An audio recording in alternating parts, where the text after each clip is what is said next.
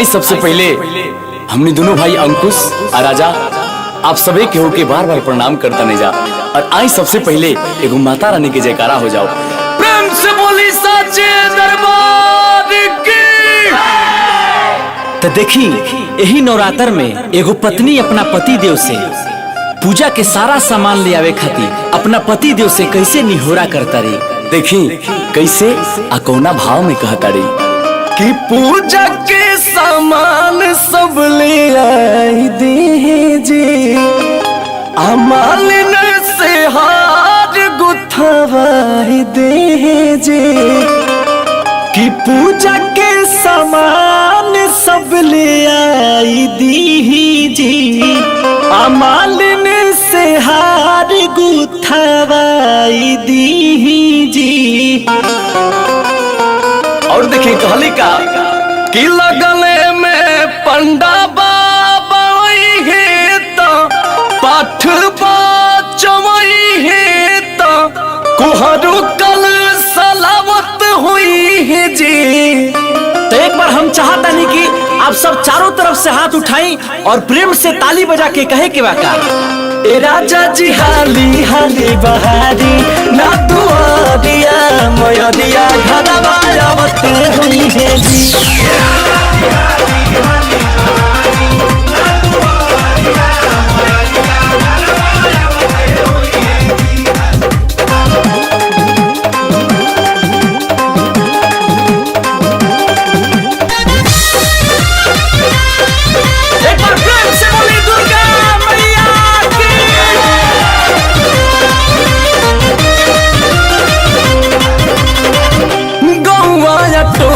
भर के लोगवा बुलाई तोड़ जाई जुड़ा जे कुआरी हम खियाई। हर गौआ टोला भर के लोगवा बुलाई तोड़ जाई जुआ जे कुआरी हम खियाई।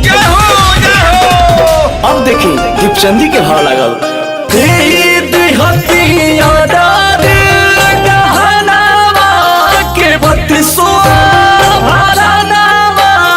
सोना दो बनावत हुई है जी। यही बतिया के पत्नी प्यार से कहली है ए राजा जी हाली हाली बहारी ना दुआरिया मयरिया घरवा आवते हुई है जी।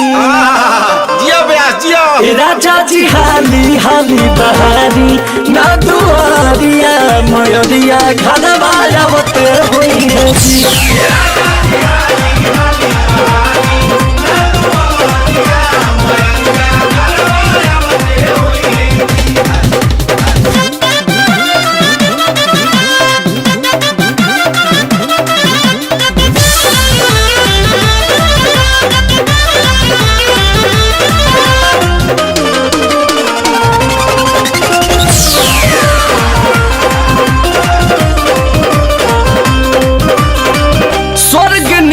घरवा के कोई देती खुश जी, देवलोक के कमी कब हो इतना महसूस जी।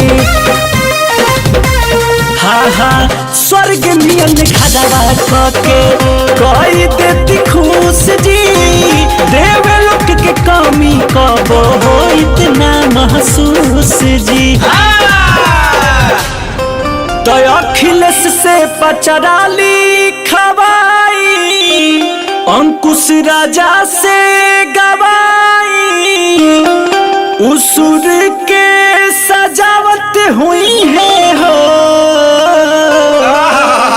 जिया ये भाई जिया। राजा जी हाली हाली बहारी ना दुआरिया मयरिया घरवा आवते हुई। तहार जोड़ा नहीं खे ए बाबू। ए राजा हो हाली हाली बहारी ना दुआरिया मयरिया घरवा आवते हुई है जी।